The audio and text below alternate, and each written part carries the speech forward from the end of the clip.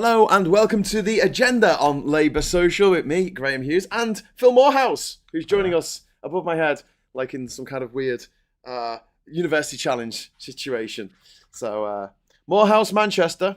Hello to everyone. We're going to discuss a range of things this week because there's been a lot going on. There's been a lot of Tory madness.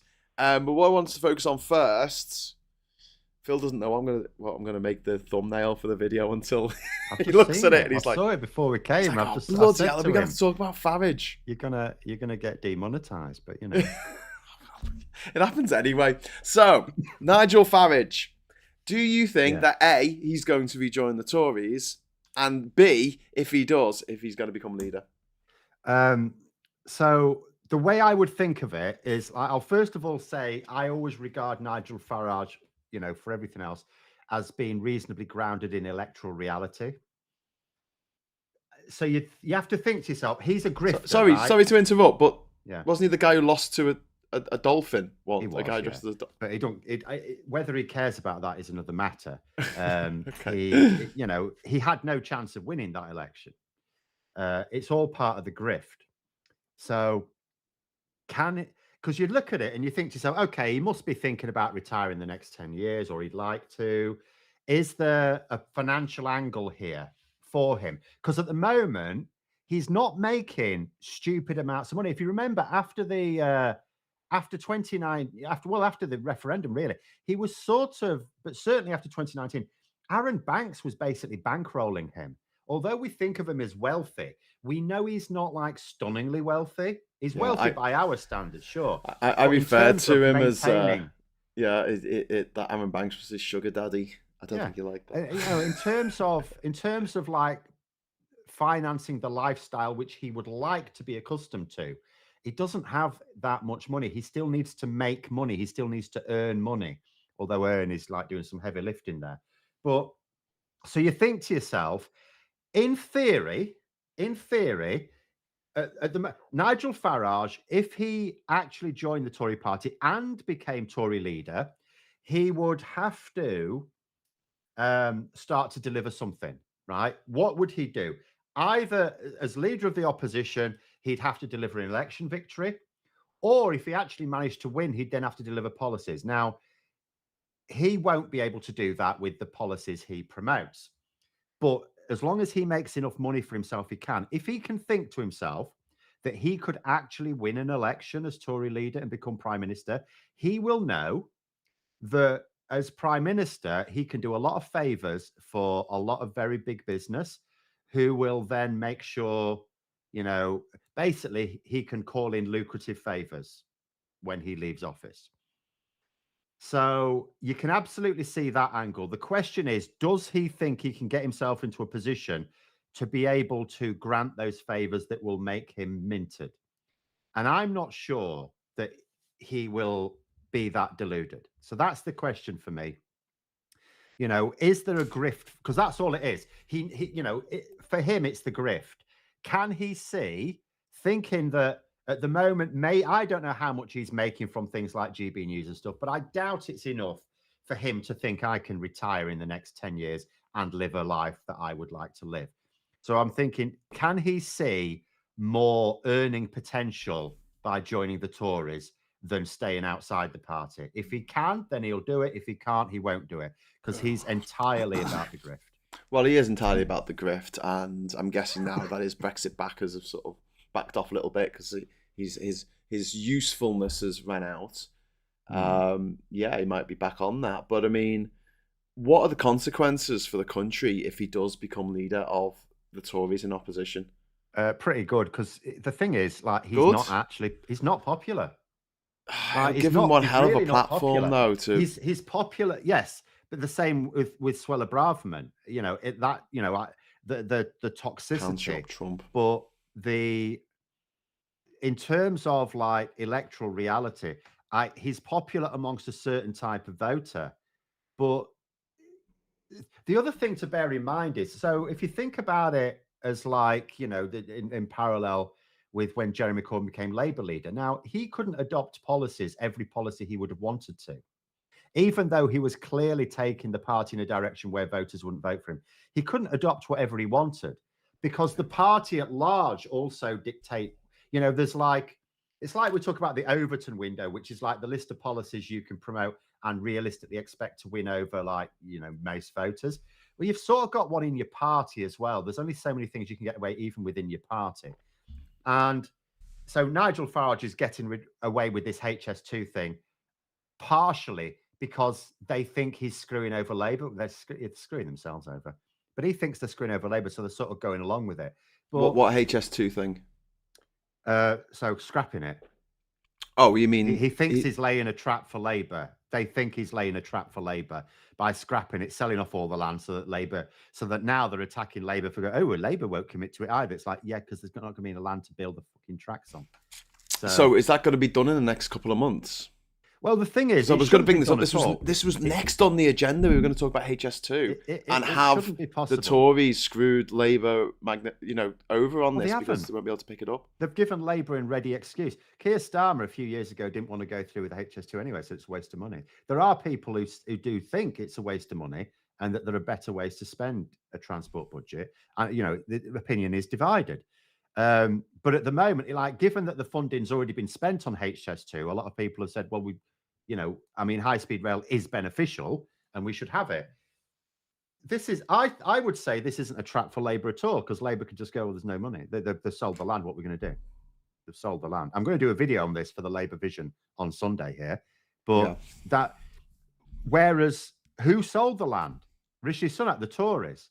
So are they going to sell it at cut down prices to their mates? Is this what they're going to do? Yeah.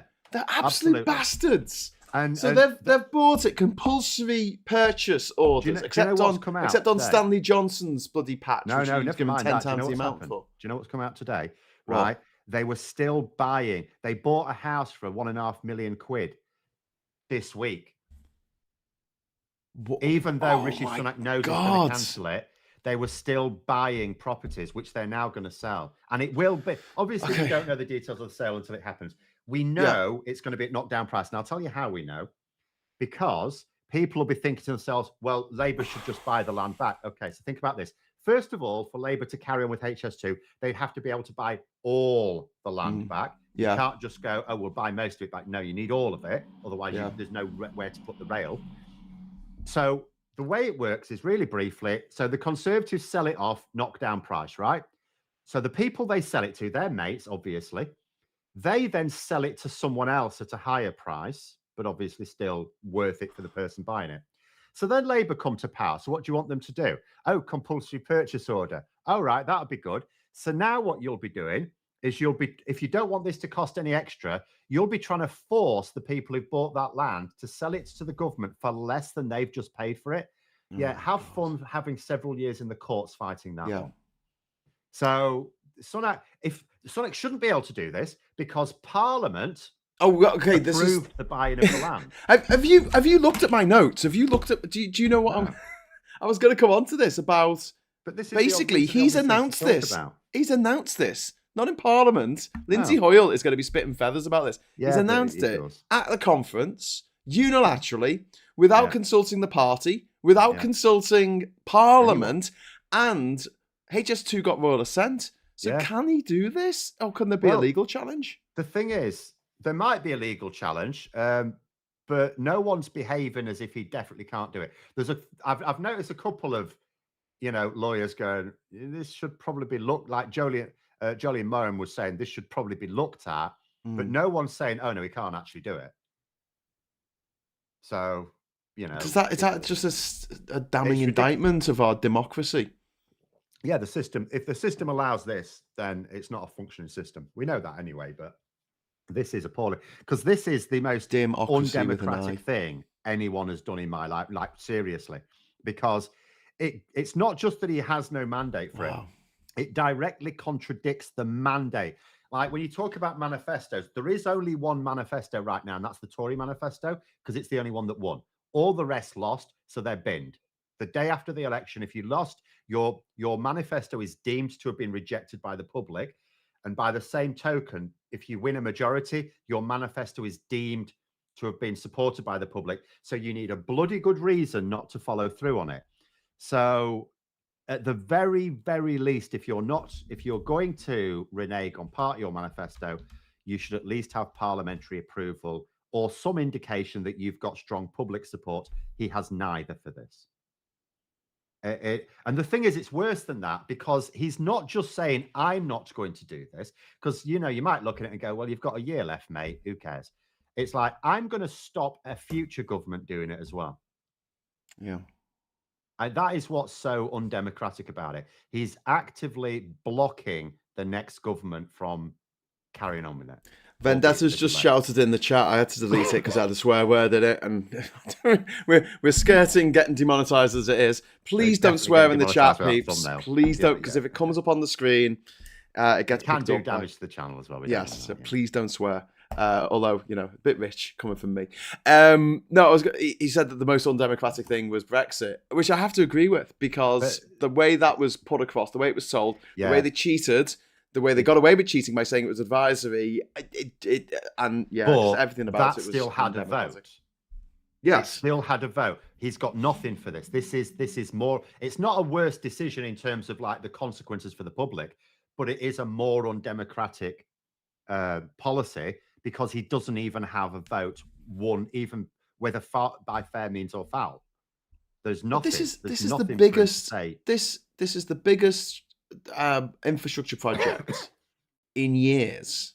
Absolutely, probably since what's comparable probably to this? Since Isambard Kingdom Brunel. Yeah, but this is the Great Western Railway. Like, see, we're not being hyperbolic here. We're a shit country for investing long term. Like, exactly. The problem is the way our politics works is it's like Labour always come in when the Tories have shafted the economy. So then they've got to clear up the mess, and it's like, right, we don't have shitloads of money to spend here.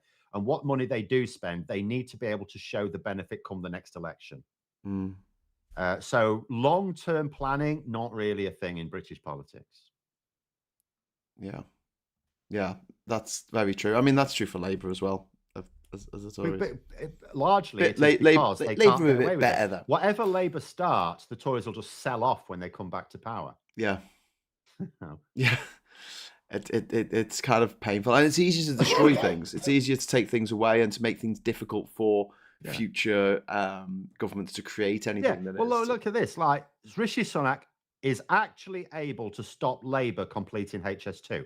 Now, if Labour had started HS2, I know Gordon Brown sort of proposed it, but he didn't start it. If Labour had started HS2, there's nothing they could do to compel the Conservatives coming into power to carry on with it. Yeah. Whereas the Conservatives, so it's like you can't force the following government to carry on with the project, but you can stop the next government carrying on with the project. And so it's possible to block investment. It's not possible to keep it going. Yeah. It's it's a painful situation to be in, and I get what people are saying about democracy and about the Brexit vote and everything else, but the Tories seem to just find every little loophole they possibly can to behave like barbarians, and it's one of the reasons why I've really come round on the idea of having a written constitution. I was always a bit reticent about it, because I looked at what's happening in America, where they are a 21st century democracy, presided over by a scrap of paper that was written in the 1770s, and it's like, it's not applicable now. It's absolute. There's so many things in that constitution that made sense when people were still burning women for being witches. I still say these days, when we know about stuff like, I don't know, gravity, space travel, germ theory, things are different. And unless you have a sort of living constitution, which is what I thought we had in this country, that could evolve over time and reflect society, but we don't have that, do we? No, we did. A written constitution is still very bad. Whenever people go, oh, but this country has it, it works fine, it's like, yeah, they've only just written that bastard constitution. It's still fine. Wait another 100 years and it won't be a millstone around your neck. It's a flexible constitution works. The problem is we just don't have the right electoral system. We don't have the right political system. We're supposed to have constitutionally, Parliament is sovereign, but it's not. That's the problem, because the government, and this is the nature of parliamentary democracy, there's nothing wrong with it, but because the government are the leaders of the largest bloc in parliament, it falls down. So what you need is a situation where coalition governments are a barrier to this sort of behavior, which is why PR is actually a benefit. Oh, you get coalitions might not be that stable. Yeah, it stops bullshit like this. Yeah. It's not going to get any better anytime soon, though, under the Tories. We just need to get them out. Jez says in the chat, want to hear more on democracy. Wales paid £5 billion for that train line. Yeah, the train line on the other side of England. The Ministry of Transport's own figures say it would take 200 million. And it's yeah, that would be an extra 200 million per year taken out of Wales, along with the loss of EU funding, which is massive. I mean, so much money's been lost for Wales by pulling out of the EU. Well, everywhere. At least Wales didn't vote Tory. The southwest of England did, and they've been shafted as much as anyone. Yeah. Apparently now Sunak is cuddling up to Italy, which is just kind of painful. I thought it was quite hilarious. He's going, Britain should make these decisions for ourselves. Here's me agreeing things with an Italian. Yeah, indeed. Anglo Norse, thank you very much for the super chat. Tories are definitely going full scorched earth for the next government. They are salting the earth. This is a very open statement that they're not going to win the next election, so they're trying to screw Labour as much as possible. But the thing is, when we say they're trying to screw Labour, what we mean is they're trying to screw the country so badly that Labour struggles to repair the damage. Yeah, because that's what they're doing. They're not screwing Labour; they're screwing the country. Yeah, you know, absolutely. There's people that needed this HS2 line completing. Yeah, it doesn't screw Labour because Labour can go, well, what are we going to do about it? We ain't got the land. Where we're going to put the tracks in the sky? Yeah. So, you know, this is screwing the country. They're deluding themselves that it will be screwing Labour over, but it's not. Yes, Labour can get themselves into a mess over it. They've done it before. They could do it again. You know, they could make a wrong move on it, but ultimately this is screwing the country, and it should screw the Conservatives. People should remember this. I actually said, particularly in response to this idea of just selling the land off, that the decision's already been made before they even announced it, and for example, things like still buying properties when they'd already decided to cancel it. Right? I said, if Labour, and I could be wrong, someone may be able to point out a flaw in this, but if Labour want to bury the remains of the Tory party after the election, they could do a lot worse than order a public inquiry into this. Yes. And maybe it would be even worth threatening it right now, while it's a hot news topic. Ooh. Maybe threaten a public inquiry into this after the election, and see how a few Tories react to that. See how a few people who might be buying the land react to that. Well, I read a story about, and I think this is just emblematic of the Tory misrule.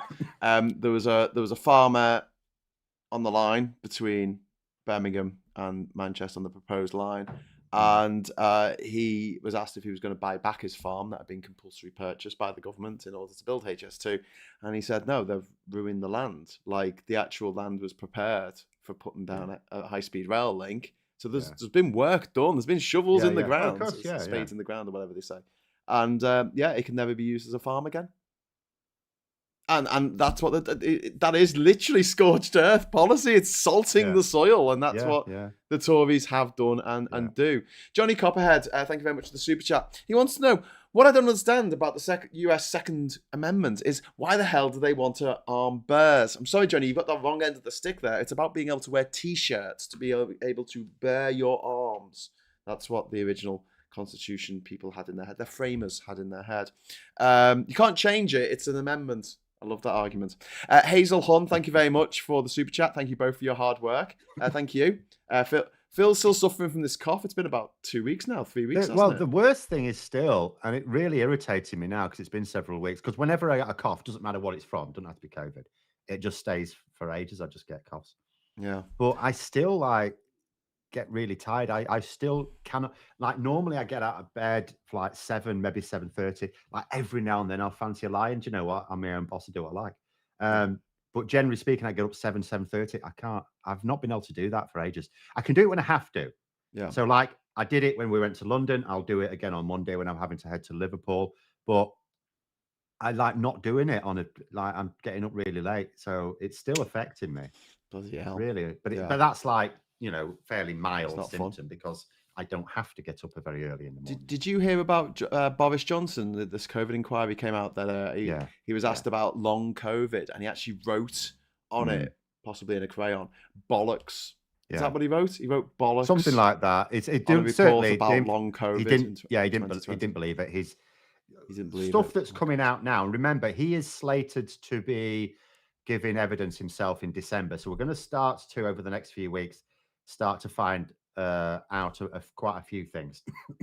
But it's quite clear that he acted as a barrier to, I mean, we knew some of it anyway, but we're going to find more about how he's actively blocked measures to control the virus, which will have resulted in lots of unnecessary deaths. Yeah, in any just system, he will go to jail forever for the rest of his life for that. Just a big shout out to One Angry Pagan there for the super chat. Devonian here. I feel we are screwed now too. Indeed, I'm sorry. It's pretty much everywhere, isn't it? The Tories have done a number on every inch of the country, apart from maybe some little parts. People need to learn lessons. People need to learn lessons, and I want Labour to point it out to people. This is why you can't do public inquiries into everything, but find the most damaging thing for the Tories to do public inquiry in and have it. And maybe HS2 is the one. Yeah. But just do that and just point it out to people. They lie, they cheat, they steal, and we also need to get the newspapers under control. They can't just continue to print absolute nonsense. Shout out to Johnny Copperhead for the super chat. Democracy means it's your vote that counts. Feudalism means that it's your count that votes. Bum. Johnny's here all week. Please try the fish. And then Steve Kirk, super chat. Thank you very much. Surely it's safer for American bears to be armed rather than their humans. Yeah? That's unfortunate timing this week because a couple were just killed by a bear. Well, was that Canada or America? I can't remember. I don't know. It's in North America. You can really upset a Canadian by accidentally saying, "So which part of America are you from?" They're like, "I'm from Canada." I just don't know where it was. It was either America or it's equal. They've got bears in both. If you call a Kiwi an Aussie, they get their back up as well. I imagine they do. Well, try going to Glasgow and trying to call people there English. So or go to Liverpool and call us Manx. Yeah, we're not going to like that. That's probably not as likely. Just to move on a little bit, we wanted to talk a little bit about the Labour win last night. So this is in Rutherglen and Hamilton West. Just outside Glasgow. This saw Labour retake the seat that they've lost twice before to the SNP. They actually won it in 2017. Yes, yeah. But not by much. But this time they won it by literally double the vote of the person who came second. Double the vote. I mean, that is just remarkable. And I know you always say that we shouldn't extrapolate too much from by-elections because the turnout's always low and people vote, protest vote a lot more. But I mean, that's got to be a mark. Like, no one was talking about 20% ahead. They were talking about 10% maybe. It doesn't matter how much you can reasonably read into it. Everyone is reading lots into it. Like there's extrapolations coming out now going, oh, look, after the general election, the Conservatives will have more seats than the SNP. It's like, no, they won't. But that is nonetheless what is appearing in the media. And so it's by-election results are really important for your trajectory to the general election. They're incredibly important for that. And I did a video on it, and I've got various SNP supporters follow my channel, and there's some of them coming out with some severe copium trying to suggest, all the SNP voters stayed at home, that's all. And it's like, okay, well, let's say that's true. Why did they? Because this is a really important election. It's a by-election, but it's Labour's first by-election in Scotland under Starmer. And also, it's the marker. I mean, a by-election in Scotland, where there's only 60 seats, 60 odd seats, is a lot more important than one Well, in England, where there's loads more seats. I mean, the SNP can only possibly win those seats. It can't stand. Well, it could stand in Leeds, but it's not going to, is it? no. So yeah, it's and did they? I mean, I wasn't. I've got to confess, I wasn't looking too much into the campaigning. But was the SNP throwing the kitchen sink at this, or did they just No. kind Well, of right, here's the capitulate? thing. Their campaigning was very poor. I looked up Okay. over the campaign lots of their literature. I don't have to go to Scotland to see that. And basically, all of their campaign literature was all saying the same thing. It was like, yeah, you know what? Labour are the same as the Tories. It's like, okay, interesting. They're clearly not. All right, then. So, what are you proposing? How are you going to benefit us if we vote for you? Yeah. Independence? Oh, what's your plan for independence these days? Oh, we don't know. So Yeah. the campaign from it's like a combination. Labour's campaign was good. The SNP's campaign was absolutely shocking. And Stephen Flynn was basically, there's a lot of copium coming out of the SNP. Stephen Flynn was the only one honest enough to say that they actually need to take a look at themselves, because Yeah. so many things were wrong about it. First of all, just this lineup, they put everything into the, oh, Labour are same as the Tories. It's like, well, no, but okay. Second, like why they're in government in Scotland? Why weren't they leaning? Yeah. Even though, okay, this is a Westminster thing, but it's a by-election. It doesn't affect any Yeah. government. So it's just as valid to talk about their achievements in the Scottish government in Holyrood than it would be for in Westminster. Why didn't they do that? I didn't see any of that. I don't know what they were saying on the doorsteps. I'm not there, but I saw what they were writing on their literature, on their campaign leaflets. Like, what were they offering to do different? Yeah. I mean, it's all Well, I like mean, some people will say, criticize Labour. Oh, what are they doing apart from not being the Tories? Well, what were the SNP doing apart from saying we're not Labour? You well, I, know? I I didn't check the mathematics on this before, but I got annoyed by someone calling Labour Tory enablers in Scotland, and I was like, hang on, weren't you the guys who won like nearly all the seats in 2010, which led to the coalition government between the Liberals and the Tories? No, Labour did quite well in 2010 in Scotland. Did That they? came after. Yeah, that came I after. thought they collapsed in 2010. Was it 2015 they collapsed? 2015 they collapsed. Oh, okay. I'll shut up then. Either way, votes going to not going to the main party that can actually kick the Tories out. But either way, I mean, it's one of those things. But the SNP ran a bad campaign. Right. And the Okay. timing of the date as well. I said, like, as soon as they announced it, October the 5th, I immediately clocked that's just before the Labour conference. And I said at the time, that is a bold move from the SNP. Because if they won it, if they had a plan to win it, that would be devastating, because Labour would go into their conference and it'd be an absolutely foul mood. Did they Because have any say in that? the SNP the party who, like, they decide, the SNP decide the date, because it's Really? their seat. It's their seat. Oh, Yeah, right. they pick the writ. The party who Oh, lose okay. the I didn't know seat. this. Oh Yeah. yeah, the party who lose the seat get to move the writ. So it's entirely their decision. Right. Obviously, they can't say, "Oh, we'll have it in 3 years' time," but within reason, they decide. I think Like, Boris Johnson might try. Do you remember yeah, when he resigned as Prime Minister and he was still there? What? How long? 2 3 months months later, later. yeah.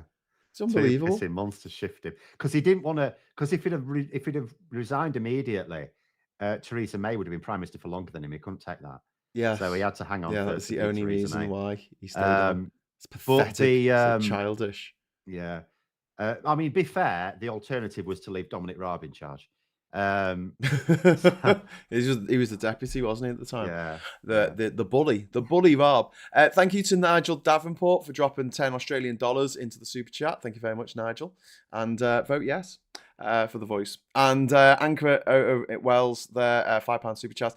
Happy about the election result and to see the MP recall process working. Which, this is a fairly new process, isn't it? The whole recall petition thing. That's actually sort of been brought in the David last few years, isn't Cameron it? and Nick Clegg, really, I suppose. Yeah. Wow. Have we found something that the Tories have actually done in the last 13 years that's actually been worth a pan of scouse? I mean, I don't know how important it is, Shock horror. because it doesn't actually change the government, a by-election. Yeah, but I it's mean, an improvement. You can it's a give it way, that, yeah, but isn't it? I don't think it, like, it's a tangible improvement. I don't know. It's a better system. Yeah. Helen Wilkes there for super chat. SNP was on Newsnight. Was lying like a Tory. I didn't see that, so I can't possibly comment. Yeah, to be I fair, don't really have a politicians do. massive beef against the SNP. Actually, looking at their policies, they are left wing. They are, broadly, for the people of Scotland. They're not just there to enrich themselves in the Well, same way that the Tories are. And when we talk about corruption in the SNP and we make jokes about a bloody motorhome, like the corruption on the Tory side, you're looking at a prime minister who is hanging on and making the country wait to have a general election until the India trade deal goes through, because he knows that will benefit Infosys, one of the biggest companies in India, massively, because obviously it will allow services to open up and things like this. And he's waiting till that goes through because he's going to make loads of money out of that particular deal, a deal that we couldn't strike on our own if we were still part of the EU. And that was one of the reasons that he supported Brexit. So not happy about that. I am happy about the super chats coming in. Thank you very much to Martin Jones there, £10. Wood insisting that media is owned and controlled by tax residents of the UK, as in the US. You can't exclude foreign earnings from US tax returns. Make the media more representative. Phil, you've spoken about this. It would be better. The thing is, like, there will be some things that politically will be tricky to do, because if you launch a massive suite of changes, reforms to the media, they will, kick up a right fuss. So you have to do it slowly. But something like that anything at all that forces the media to like remove foreign ownership of the media is a good thing. So, and I've said before, in terms of residency, never mind counting as resident here. No. You're here. Your arse is in this country for 10 months of the year at least. Business trips, you don't need more than 2 months worth of business trips. I don't care how much of a globetrotter you are. I'm quite a globetrotter. Yeah. But anyway, we've got loads of super chats coming in. Thank you, everyone. We've got Rachel saying SNP supported trans people but are falling apart. Sad face, obviously. Labour are saying nothing supportive about trans people. Tories are trying to kill us. I completely agree that Tories are trying to kill you because that's all they've got left now. They can pick on a minority of a minority who can't really fight back because they're bullies and cowards. With Labour saying nothing to support, I really do want Labour to show Rosie Duffield. Is it Duffield? Yeah, show her I the don't think door. you'll see that. But I will say, now, whether you like it or not is another matter. But first of all, 100% of Labour MSPs voted for the gender reform bill in the Scottish Parliament. Some SNP MSPs voted against it. Secondly, when you say Labour is saying nothing, what you mean is you haven't seen Labour say anything. I'm just going to post a link in the chat to what Labour said in the wake of that. Quite recently, in fact. This was from July this year. Now, whether you fully agree with it is another matter, but the idea of saying that Labour is saying nothing is not true. What you mean is you haven't seen what Labour have said.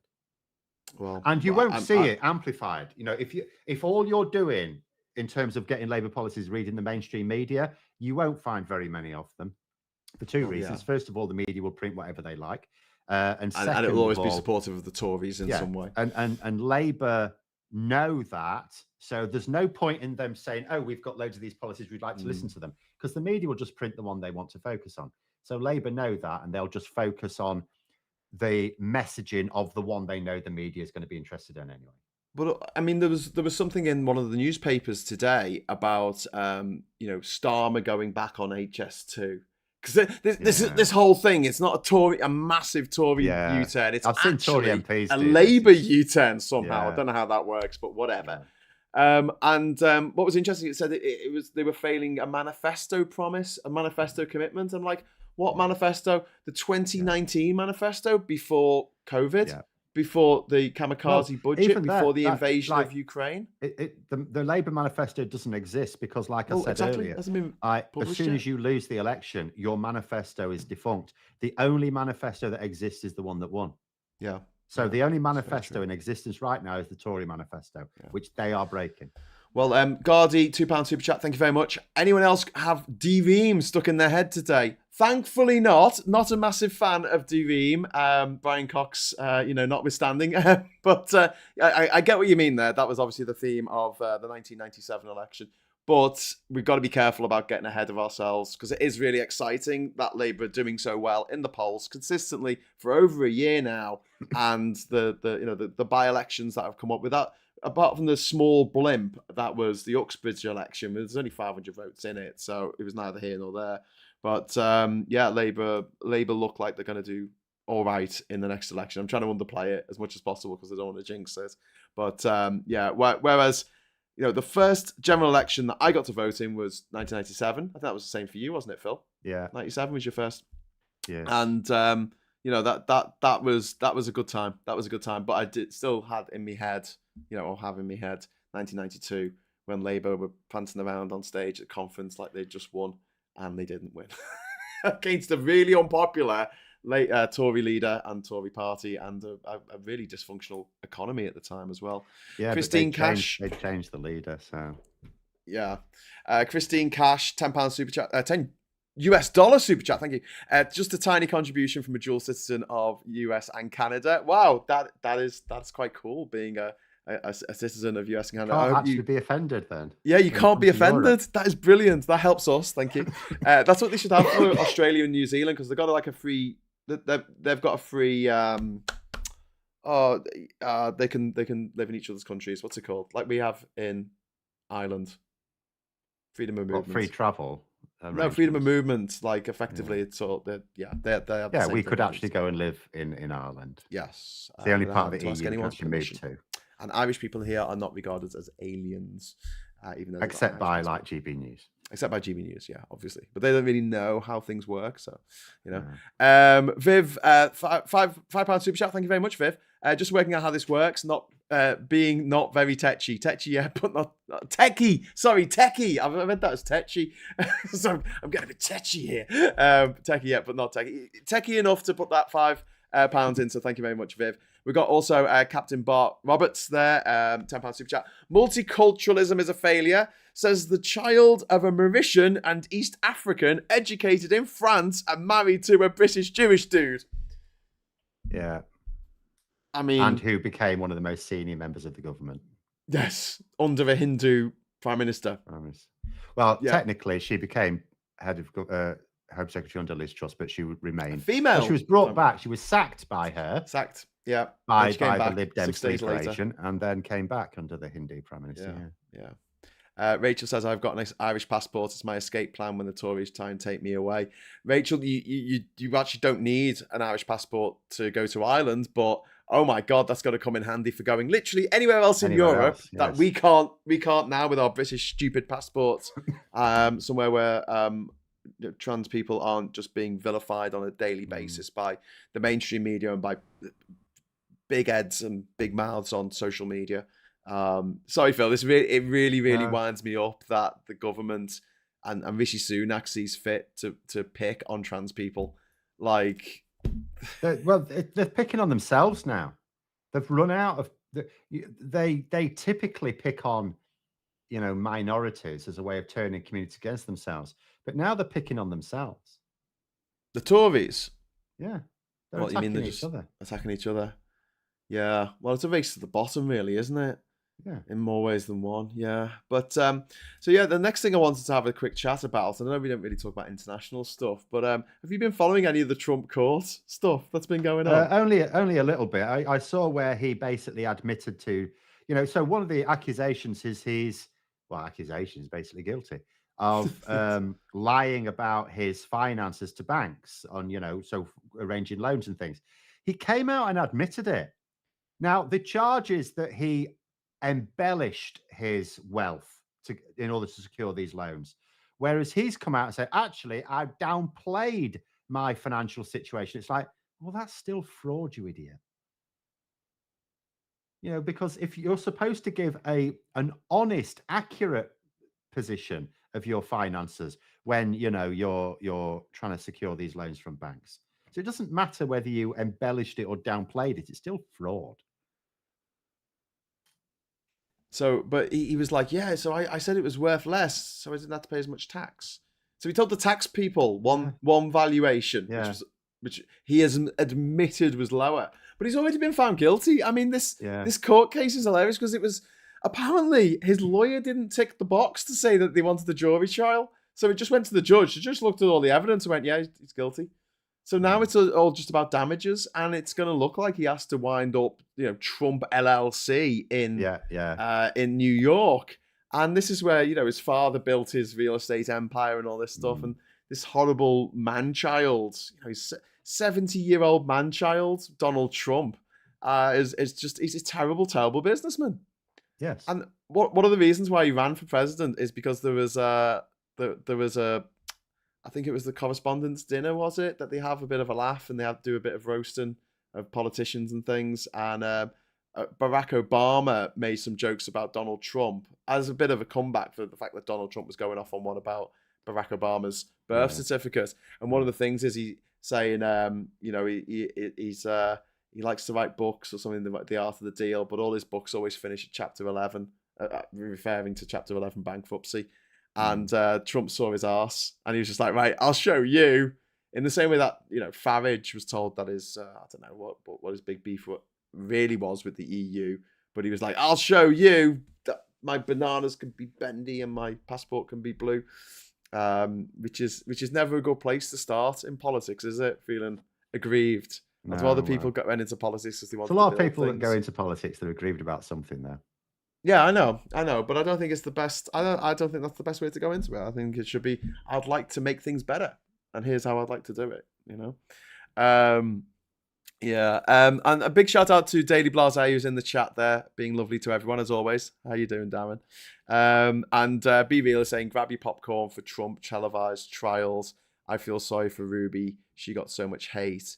I'm really concerned at the polling in America at the moment, and I know that it's skewed because young people don't have phones, so it might be the other way, and also a lot of the polls recently have been wrong because after Trump's win and after the win of Brexit, I think a lot of the polling companies, and Phil, correct me if I'm talking bollocks here, but a lot of the polling companies sort of were overcautious in giving any kind of win to the Liberal side of things as a result of that. And that's what we saw in the midterm elections in America, the last ones, where they really overestimated the vote share that the Republicans will get. And in the end, they didn't take control of the Senate, and they barely scraped control of the House of Republicans, House of Representatives, May as well call it House of Republicans, which doesn't have a speaker at the moment. Yeah, they can't even agree with the speaker should be. They haven't got a speaker. Oh my God, worst party ever. Can't have a party without a speaker. How'd you put the music on? But yeah, it's just, you got to laugh, haven't you? But how dysfunctional. And I don't really see a way forward because it's a poison chalice, isn't it? How do you keep the moderates happy and the MAGA extremists? And you only need, 8 of them to vote against, and it's not going to happen. So, I mean, this is the similar problem the Conservatives have got. They have antagonists. All these large parties are going to have coalitions within them because, the broad church and all the rest of it. The only way to win power in a first past the post system. But they're now antagonistic, whereas often what you'll get is you get issues in parties where you might get some factions that are a bit more like stubborn than others, but what they want is completely incompatible. Yeah.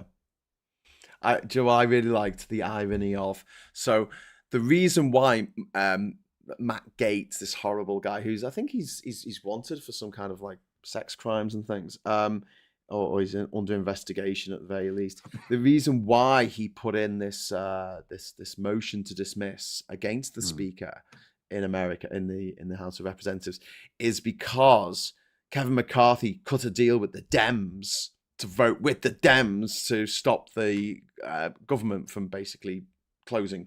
Yes. And it was an interim stopgap measure for 45 days. Yeah. And he's like, we can't have people voting with the Dems, with the Republicans. We don't vote with the Dems. And he's like, right, I'm going to get you out as speaker. Who's with me? And there's like a handful of Republicans who are like, okay, yeah, we'll do that. And then they turned to the Democrats and go, you are going to vote to get rid of him, aren't you? Because we need your support on this. And I'm like, oh my God, he's literally doing this. Sorry, it Yeah. just makes me laugh. Well, it was. I mean, Nancy Pelosi actually wrote on Twitter, didn't she?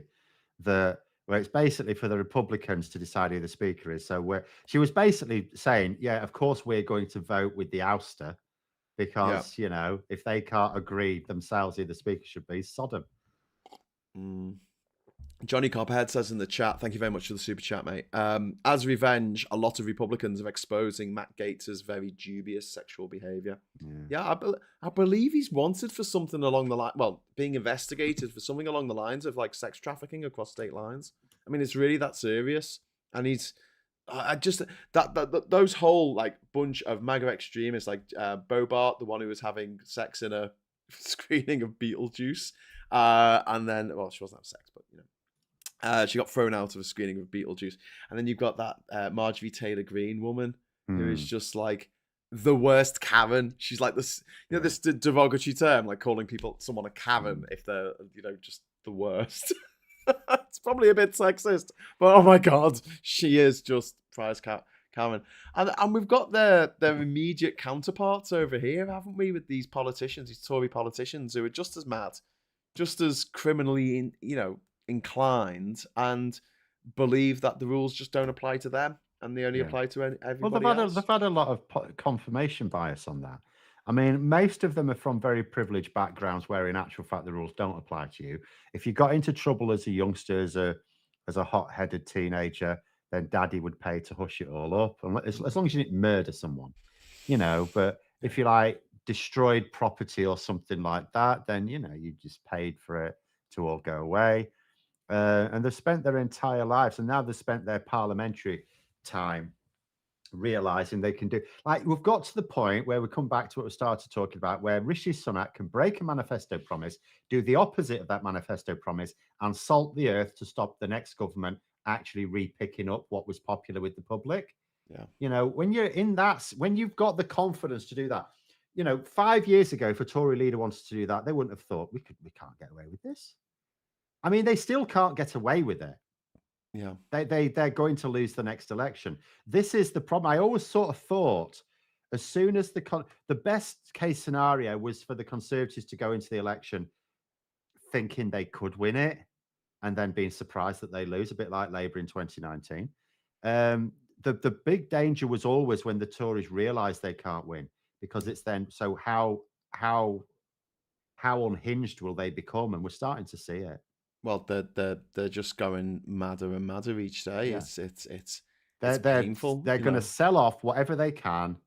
The thing is, they should be, if they were thinking about the party, they should be thinking, how do we, because it's not binary in election. It's not whether you win or lose. It's also how, if you want to come back, it's how badly you lose. They really could. What Rishi Sunak, what the Tories have done over the last week could be the difference. It could be losing an extra 50 seats for them. Yeah. Because there's been a poll come out immediately. I need to find it again. Now, this is from YouGov, and this was straight after the conference finished. So they did their field work yesterday and the day before. And there's been zero change in the voting intention.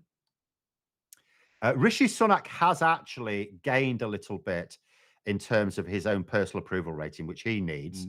So he will be happy with that. But there's quite a lot of other things of interest in here. But the actual voting intention, as far as the party is concerned, they've gained nothing from it. It's exactly where it was. Labour were on 45 before, they're still on 45 now. The Tories were on 24, they're still on 24. In terms of who would make the best prime minister, Rishi Sunak has gone from 22 to 25, so he's gone up 3 points. But Keir Starmer's gone up from 30 to 34, so he's gone up 4 points. So Keir Starmer still extended his lead over Rishi Sunak. By doing nothing, by just existing. He hasn't said anything. He hasn't done anything. So they've had this Tory conference. Rishi Sunak's come out with a bit more credit. Keir Starmer's come out with even more credit, and he's done bog all. Imagine what's going to happen after the Labour conference. Yeah. Well, actually, I say that. I'm not too happy with his start. You're not going to like this. I don't know whether I should read this. So okay. So we know that Labour have to sort of engage with the mainstream media, right? And that means, for example, writing articles in The Sun. Now, if you're asked about this and you're in Liverpool, I would say it's really important to engage with everyone, including Sun readers, and we want to engage with Sun readers. That's what I would say. Do you know what Keir Starmer said? What? You're right to be apprehensive. I'm very happy to work with the Sun, to write for the Sun, to do interviews for the Sun. And it's like, no, the focus should be on the readers. He said that the week before they go to the conference in Liverpool. He said he's in Liverpool. I think he's in Liverpool. Well, I assume is he? He might not For be, I suppose. God's sake, But Starmer, what what he are you said playing today. at? That's what he said today. This might not be. I think this is in Liverpool. That's Granada reports. Yes, this is to Northwest ITV. He's in Liverpool. This is the worst possible place to say something like that. I would have thought so as well. Labour comms. Yeah. Also, Sunak's, Starmer has annoyed me already this week by having his talk at 2:00 on Tuesday, and apparently, Phil, our talk's at 2:00 on at the conference. I think the problem is not so much Starmer's schedule as our scheduling. Yeah, I know, but still, I'm blaming Keir Starmer. It's all his fault. Johnny Copperhead, £5 super chat. Thank you very much. As revenge, a lot of Republicans are exposing Matt Gates's very dubious sexual behaviour. Good. I'm glad it's coming out because he is a horrible, horrible man. And Johnny Copperhead, £2 super chat. Thank you. Perjury traitor Green. I like that instead of Marjorie Taylor Greene. That's a very good nickname for this. She's such a paint by numbers. Like MAGA, though, isn't she? Yeah. She even was it last Christmas or something? She even did like a Christmas card that literally had Jesus, children, and guns in it, or something. Or yeah. Crucifix. And she's very like Nadine Dorries in that she'll go into a select committee with like a head held high, knowing everything, and then she'll be just torn to pieces in the select committee because she hasn't even done the very basic research. Like she doesn't know that Channel 4 wasn't paid by the taxpayer. Like, how could she not know that? How could she not have been briefed? Does she not have civil servants who give her bits of paper to read? Or she just can she not read, or she just doesn't care? She doesn't listen to them. No, she's not. I mean, she's an author. I know she's got dyslexia, but she is an author, so she can presumably read. But she doesn't care. She thinks in her own head because she's a Tory. She just thinks, because she believes this bollocks about, socially, it's all about giving other people's money to these things. So she just thinks, it's nationalised. That must mean we're paying an absolute fortune. That's just how Tories think. And because she hasn't bothered she hasn't prepared for these select committee hearings by going through things that are likely to come up with her officials. Because that hasn't happened, she got caught out. Well, apparently Matt Gaetz is the favourite to be the next governor of Florida. Oh my God. Florida's always been buggered though, hasn't it? Let's be honest. Jesus, guns, babies was the slogan. Sounds a bit violent. There's nothing Christian about these people. They're so far from Christianity. I mean, it's kind of painful. No penance, no sense of modesty, no wanting to look after poor people, no wanting to look after the unfortunate. It's like the 10 Commandments. You show these people the 10 Commandments. You write it in modern language, and they'd say, well, we're not going to do it. That's all bollocks, isn't it? Yeah. Thou shalt not kill. Well, we can still put people to death, though. No, that's literally killing them. Well, yeah, but what do you think their guns are for? They deserve it. They want to use those guns. Yeah. The automated murder machines. Who goes to the supermarket to buy some frozen peas with an assault rifle? MAGA Republican so-called Christians. But yeah, the fact that Trump managed to get the American, lunatic fringe of the evangelical Christian church on his side, when he is a man who best exemplifies all of the traits of the devil, literally the Satan of which people have, the same Satan that tempted Jesus in the desert. He is that. He is vain. He is arrogant. He's rich. Rich people can't go to heaven. He's boastful. He's always boastful. He is the exact model of what you'd expect if in Omen 3, if Sam Neill hadn't been taken out by the dagger of I'm going to say Megadon. Can't remember. Someone tell me in the chat who can remember the Omen 3, because he was running for president. Sam Neill was running for president in the Omen 3. And obviously he died. Sorry, spoilers. So he didn't get to be president. But, oh my God, Trump actually got to be president. Damien Thorne at the Omen, Donald Trump. Same initials, same number of letters in the name. Tell me that's a coincidence, Phil. All I will say is Omen 3 was actually pants. Omen 1 and 2 were good. 3 was rubbish. Yeah, it was rubbish. Sorry, Sam Neill. It's like, oh, we'll get this guy to play. I have no issue with the actors. American brought up up in Britain. Terribles. It's like they thought, From right, New we need to Zealand. finish this off now, and it was very low energy. It was all a bit rubbish. Yeah. I know the feeling. Apparently, it was the dagger of Megiddo. There you go. That was used to kill Damien. That would be a good quiz question. What was the name of the dagger that you used to kill Damien in the Omen 3? Anyway, there you go.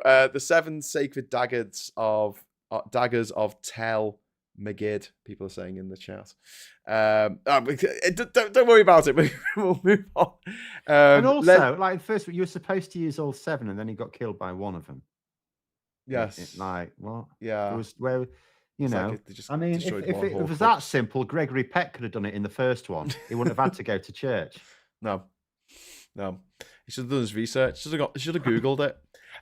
Leslie Turner says America is the only country where a gun company makes kids' versions of fully functioning AR-15s. Yes. And also, if they make a toy version and the toy malfunctions and kills the kid using it, you can sue the toy company for killing your kid, right? If it's a real gun and it malfunctions and kills your kid, you can't. They are protected by law in a way that no other commodity that you can buy, purchase in America is protected because the gun lobby is so powerful. They've got so much money and so much political influence. And they play the long game. You know, we're talking about short-termism and the fact that the Tories can't plan for the future. And generally speaking, British government's not very good at planning for the future. Do you know who is good at planning for the future? The oil companies, the tobacco companies, the gun companies. These people making loads of money out of selling these products to people that are destroying the world and killing people left, right, and centre. They play the long game. Something else I want to address before we go, because we're at the 2:00 mark now. Could Trump become speaker, or is it hot air? That's from Gardy. I believe there is a Republican who has put forward Trump to become the next speaker, and you don't have to actually be a member of the House of Representatives to be speaker. No, you don't. Right. In the same way, you don't have to be an MP to be prime minister. Well, you could. You have to be a parliamentarian. You'd have to be in the House of Lords. Yes, be in the House of Lords. Yeah, you don't have to be PM, and that's why David Frosty the No Man, was in cabinet, even though he wasn't an elected MP, because he was a member of the House of Lords. Alex Douglas Hume, I think, was the last prime minister we had, who was a member of the House of Lords, who came across from the Lords. Anyway, to the Commons. Anyway, so no, I don't think that he can, because I saw that he'd been put forward. I read a couple of articles about it, and apparently there is a law in American, not a law, but, a rule, saying that the Speaker can't be under investigation for federal crimes. Right, okay. Well, that certainly rules him out. He's under investigation for quite a few. There isn't the same rule for running for president, though. No. You can't be speaker if you're under investigation for 91. I mean, I suppose it's like always, it's quite tricky, because then it's been like one of these things where you don't want to create a situation where you can have politically motivated investigations. Like the president thinks they're going to win, they're going to lose the election, so they put their opponent under investigation. So maybe it's that sort of situation, like Putin. Whenever anyone rises to challenge him, he just throws him in jail. Yes. Yeah. Well, I mean, if Trump gets back in next year, all bets are off. I don't know what I'm going to do. Phone Box Chicken just said Floella Benjamin can theoretically be PM. Theoretically, yeah. Is she in a party, or she's unlikely to be? The thing is, as well, we don't really, although in theory you can, like the rules allow it. Ian Botham. It's not. We don't realistically have it. For example, when Winston Churchill wanted to, enter the Commons for his political career, he was going to be in the House of Lords. He sort of renounced his aristocratic titles so that he could stand for the Commons, because you can't be a member of the House of Lords in the House of Commons. Yeah, I And think Alex so Douglas Hume did the even same thing. when Winston Churchill, this over 100 years ago, when Winston Churchill was beginning his political career, it had already been decided we probably shouldn't make lords head of government. Yeah. So even by then, it was sort of not going to be happening anymore. Alex Douglas Home, but it was pronounced Hume, or was it spelt Hume and pronounced Home? Can't remember.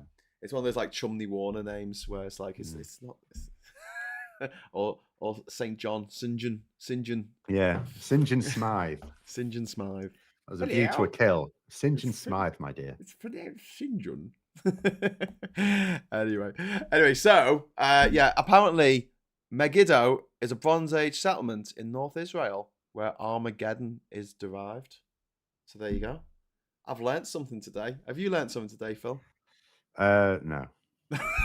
I didn't use that. The brutal realism of Phil Moorhouse. It was in the Omen 1 film. Okay, well, we're going to wrap it up there. Thank you so much for joining us. Thank you to Phil. Is there anything else that you want to mention that's happened this week before we trot I off? don't know. There's been so much. We probably don't have time to start another one. No. it's another show's worth. I mean, Tory Party conference, sacking off HS2, dog whistle politics. Well, yeah, I mean, the Tories are literally, they've cancelled HS2, their manifesto promise, and now they're trying to blame Labour. I mean, that's where we are. That is where we are. That sums it up perfectly. If any Tory MPs are out there still thinking they're going to win their seats and they're not in a super safe seat, they're going to have a rude awakening. And you wonder what happens if they'll realise it before the election. You've got, because here's the thing, right? I'll leave you with this. So when Phil says here's the thing, Labour obviously very happy today. Anna Sarwar's got a big smile on his face for some reason. Now, in 2 weeks' time, there's 2 more by-elections. Tamworth. There was a by-election in Tamworth yesterday, a council by-election. Now, it was already in a Labour area. Labour already held it, but they retained the seat with a significantly enhanced majority. Labour are going to win Tamworth. So we've basically just had Labour win 2 by-elections in recent months with a massive swing, 20-point swing. We're going to get another one in Tamworth. Mid-Bedfordshire. We're now 2 weeks away from it. It does now look like Labour are the ones to challenge for it, not the Lib Dems. Okay, weird, but still. Yeah. If Labour win that one and they win Tamworth, Rishi Sunak's going to have a bad week the following week. Because the following week, Rishi Sunak's been Tory leader for a year. Yes. And let us confidence letters can go in. I'm not saying they will, or enough will, but Labour win both of those by-elections in 2 weeks' time. And if the polls are still looking like this, or maybe even worse, Sunak's going to be in, he's going to have some questions. Yeah, indeed. And we haven't even mentioned Penny Mordaunt's absolutely nutso speech in which she declared we need to stand up and fight, and everyone needs to stand up and fight. And all the problem is she didn't explain who should stand up and fight. It's like she didn't explain who they should fight against. She was basically calling for a world war by the sounds of it. Yes, it was. Oh, that's what I said when I was doing the commentary. We had a world war for ages. Should we have a world war? That's what we left the EU for, to have a world war again. Once you finish watching this broadcast, head over to the man next door, Michael Spicer, and he's just dropped a video of him doing the room next door for Penny Mordaunt's speech at the conference, and it's freaking hilarious. I can't recommend it enough. Right, we'll be back at 9 o'clock tonight for the Labour Social, where we'll crack open a beer or plug some wine and talk about the stuff that's being gone on this week and other social issues. As though we're down the pub, which was something that we used to do before COVID. Now it's all on Zoom. Oh, well, never mind. And we all live too far away from each other, unfortunately. So thank you very much for all the super chats. It's really generous. Thank you very much for the chat. Thank you to Phil Moorhouse for putting me right on many things. And until 9 o'clock tonight, I'll say hello, good evening, welcome, and... Oh, hang on. Before I go, Monday, 5 o'clock, Camp and Fairness in Liverpool. Phil and I are appearing on a panel with Femi, with Marina Perkis, and with Supertansky, talking about social media. It's open to anyone who wants to come along. There's only a few tickets left because we can only fit so many chairs in the space that we've booked. So if you do want a ticket, the link that you need is in the description down below. And if you are a member of this channel or a patron of Labour Social or Phil's, let us know and we'll get you in for free. Have a fantastic weekend. All take care, everyone. Says Daily Blase, and I can't agree with that enough. Have a great weekend, and if we don't see you before, I'll say hello, good evening, welcome, and goodbye.